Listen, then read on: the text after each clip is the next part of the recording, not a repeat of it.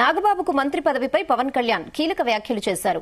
మార్చిలో నాగబాబు ఎమ్మెల్సీ అవుతారని, ఆ తర్వాతనే కేబినెట్లోకి వస్తారని అన్నారు. తన సోదరునిగా నాగబాబును కేబినెట్లోకి తీసుకోవడం లేదని, తనతో సమానంగా పనిచేసినందుకే కేబినెట్లోకి తీసుకుంటున్నామని తెలిపారు. ఆ స్థానంలో ఎవరున్నా మంత్రి పదవి ఇచ్చేవాడినన్నారు పవన్ కళ్యాణ్.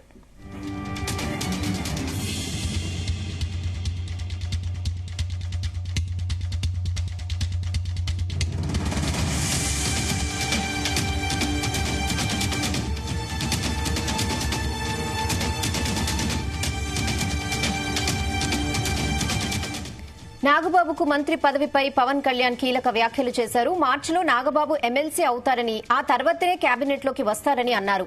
తన సోదరుడిగా నాగబాబును కేబినెట్లోకి తీసుకోవడం లేదని, తనతో సమానంగా పనిచేసినందుకే కేబినెట్లోకి తీసుకుంటున్నామని తెలిపారు. ఆ స్థానంలో ఎవరున్నా మంత్రి పదవి ఇచ్చేవాడినన్నారు పవన్ కళ్యాణ్. ఇదే విషయంపై మరిన్ని అప్డేట్స్ మా ప్రతినిధి రామచంద్ర అందిస్తారు. రామచంద్ర, రెహానా, మెగా బ్రదర్ నాగబాబుకు మంత్రి పదవి ఎప్పుడు అనే దానిపై డిప్యూటీ సీఎం పవన్ కళ్యాణ్ ఆసక్తికర వ్యాఖ్యలు చేశారు. ఈ రోజు మీడియాతో చిట్ చాట్ లో ఆయన సందర్భంగా వెల్లడించినటువంటి పరిస్థితి ఉంది. అయితే ఏదైతే అనేక అంశాలను కూడా ఆయన ఈ మీడియా చిట్ చాట్ లో ప్రస్తావించారు. ముఖ్యంగా మార్చిలో తన అన్న నాగబాబు మంత్రి అవబోతున్నారని, ముందుగా ఎమ్మెల్సీ అవుతారు, ఆ ఎమ్మెల్సీ అయిన తర్వాతే చంద్రబాబు కేబినెట్ లో మంత్రిగా నాగబాబు ఎన్నిక అవుతారని చెప్పి కూడా ఈ సందర్భంగా ఆయన స్పష్టం చేసినటువంటి పరిస్థితి ఉంది.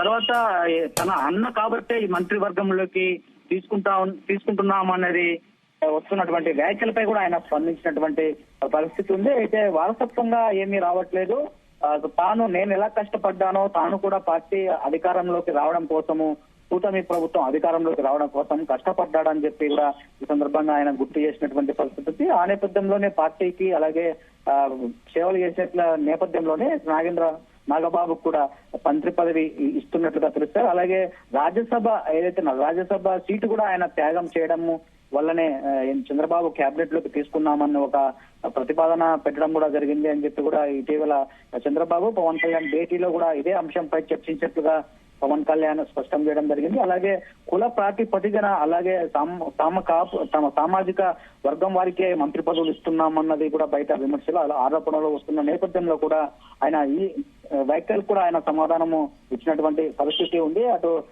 నాదెండ్ల మనోహర్ ప్లేస్ లో ఎవరున్నా, ఎస్సీ బీసీ నేత ఏ నేత ఉన్నా కూడా నాదెండ్ల ప్లేస్ లో ఎవరున్నా వారికి కూడా మంత్రి పదవి వచ్చేదని, అలాగే కందుల దుర్గేష్ కు మంత్రి పదవి ఇవ్వడాన్ని కూడా ఆయన చాలా స్పష్టం చేసినటువంటి పరిస్థితి ఉంది. అయితే కందుల దుర్గేష్ ఏ కులమో కూడా ఇంతవరకు తనకు తెలియదని చెప్పి ఆయన చాలా స్పష్టంగా చెప్పడం జరిగింది. అయితే ఇక్కడ కులాల ప్రాతిపదికన అంతా తమ సామాజిక వర్గంకే మంత్రి పదవులు పవన్ కళ్యాణ్ ఇప్పించుకుంటున్నారని ఒక విమర్శ ఆరోపణ ఏదైతే ఉందో దానికి చాలా స్పష్టంగా క్లియర్ గా సమాధానం ఇచ్చినటువంటి విధంగా మనం భావించాల్సి ఉంటుంది.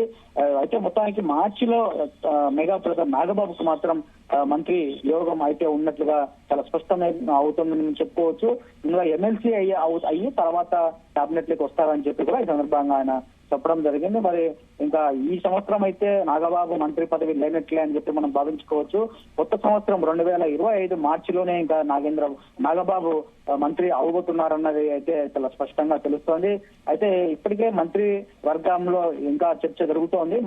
మంత్రులు ఎంతమంది, కొంతమంది పై వేటు పడుతుంది మంత్రులు అని చెప్పి ఒక 4 మంత్రులపై వేటు పడి కొత్తగా 4 మంత్రులు దీంట్లోకి ఎంట్రీ ఇస్తారన్న ఒక ప్రచారం కూడా జరుగుతుంది. మరి చూడాలి ఎవరి బెట్టులు కన్ఫర్మ్ అవబోతున్నాయి, ఎవరిని మంత్రివర్గం నుంచి తొలగించి కొత్తగా మంత్రివర్గంలోకి ఎవరిని తీసుకోబోతున్నారు అన్నది కూడా చాలా సస్పెన్స్ గా ఉందని చెప్పుకోవచ్చు. అయితే వీటన్నిటికి కూడా ఇక మార్చిలోనే అన్ని సమాధానాలు కూడా వచ్చే అవకాశాలు అయితే చాలా స్పష్టంగా ఉన్నాయి. Rehana. Okay Ramachandra, thanks for the updates.